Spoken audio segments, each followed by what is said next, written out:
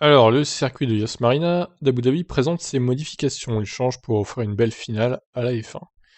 Alors, directement, on a les modifs, donc je m'attendais à ce qu'on les ait genre dans quelques mois, mais non. Ce fut assez rapide finalement. Donc voilà, la première modification se situera au niveau de l'épingle au bout du circuit attenant au parc Ferrari World. Celle-ci était précédée par une chicane rendue obligatoire pour ralentir les voitures compte tenu du faible dégagement dans l'épingle.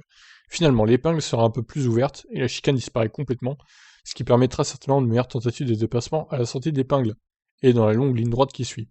La chicane entre les deux lignes droites ne change pas, mais l'enchaînement qui suit la seconde ligne droite est entièrement revue.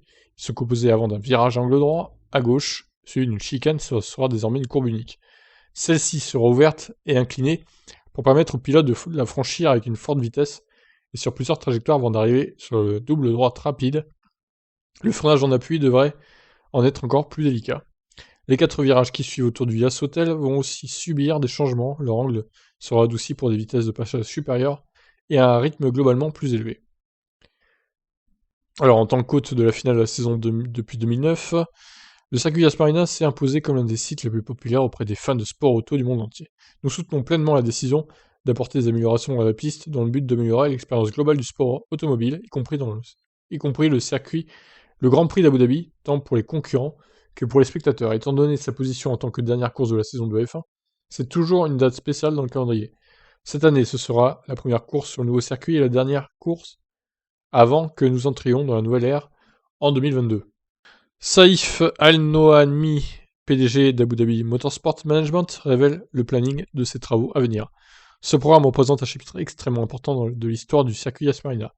Il impliquera des travaux dans 3 sections distinctes de la piste, ce qui augmentera les possibilités de dépassement pour les pilotes et amplifiera la nature compétitive de tous les événements de sport auto organisés sur le site.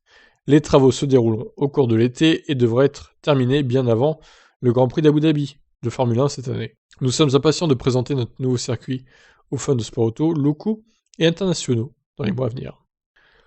Alors, les trucs en blanc, c'est l'ancien Abu Dhabi, et en rouge, c'est le nouveau tracé.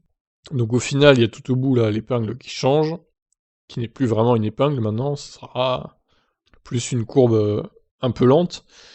Et tout en bas, pareil, hein, ça devient plus une courbe plus rapide pour le coup que l'autre, et plus des virages à angle droit. Alors, je ne sais pas honnêtement si ça va changer quelque chose au spectacle.